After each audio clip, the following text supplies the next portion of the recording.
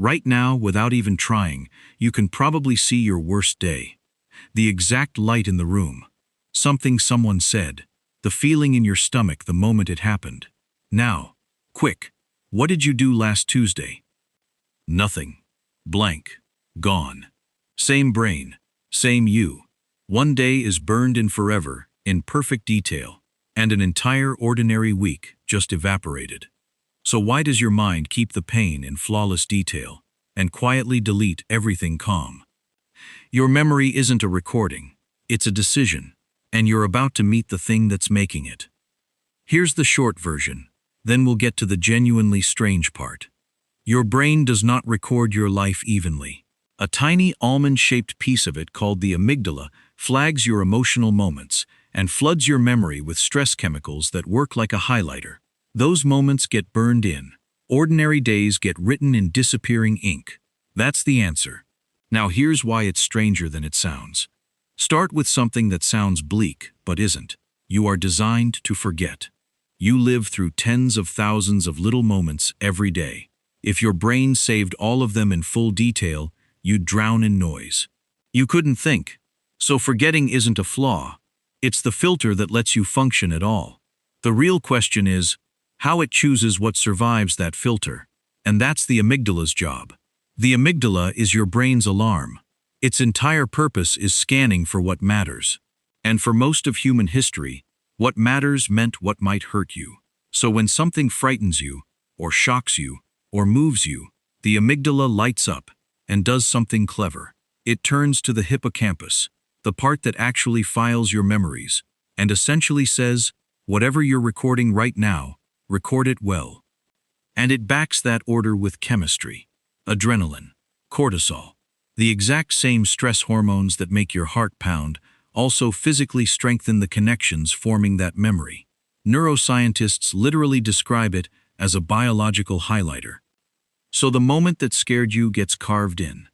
And last Tuesday, the commute, the emails, the same lunch you always eat, there was no alarm, no highlighter, nothing telling your brain to bother. So it didn't. It's not really that you forgot Tuesday. Tuesday was barely written down in the first place. If you saw the last episode, this is the machinery underneath what we talked about. The reason routine collapses and vivid moments stretch. Same system, one layer deeper. And here's where it gets strange. In 1977, two psychologists, Roger Brown and James Kulik, noticed people carried a very specific kind of memory for huge, shocking events. People didn't just remember that it happened, they remembered where they were standing, what they were holding, the weather, perfect, photographic, frozen in place. They called them flashbulb memories, as if the mind had taken a flash photo of the exact second the world changed. You almost certainly have one, and you would swear, on everything you own, that it is accurate. But here's what nobody tells you.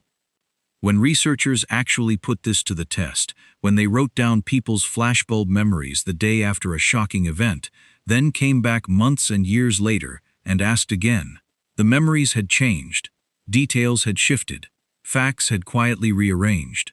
Some were simply wrong. And here's the unsettling part. The people's confidence hadn't dropped at all. They were just as certain their memory was flawless, while describing something that had rewritten itself behind their back. So that crystal clear image of your worst day, some of it is real, and some of it is a confident reconstruction your brain has rebuilt a little differently every single time you've replayed it. Your memory was never a camera. It's an editor.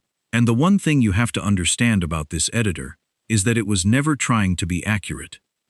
It was trying to keep you alive. That's the whole logic.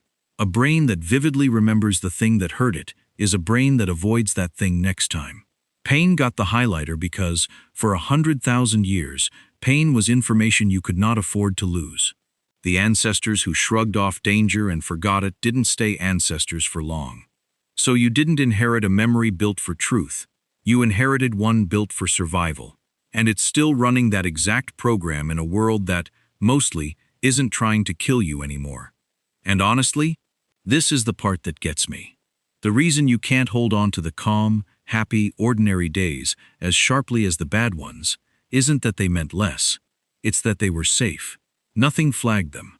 Some of your happiest afternoons might be fading for the very same reason they were happy, because nothing was wrong.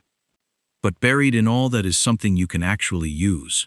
The highlighter isn't only triggered by fear, it's triggered by emotion and by attention, by how fully present you are in a moment, which means you are not completely at its mercy. When you stop and truly feel a good moment, really land inside it, instead of half watching it through a screen, you're doing the amygdala's job on purpose. You're flagging it yourself, telling your brain, this one, keep this one. You can't choose everything you remember, but you can hold the highlighter over the right days.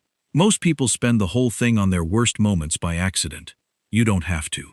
So, why do you remember your worst day, but not last Tuesday?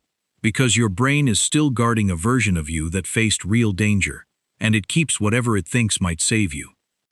And that ancient version of you is still in there, still running old code you never chose.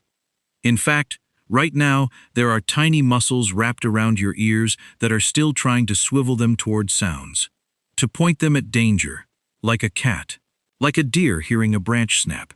You have never once told them to do this. They just keep listening. So why are they still there? And what, exactly, are they straining to hear? That's the next entry in the Lost Archive. I'll see you when you dig it up.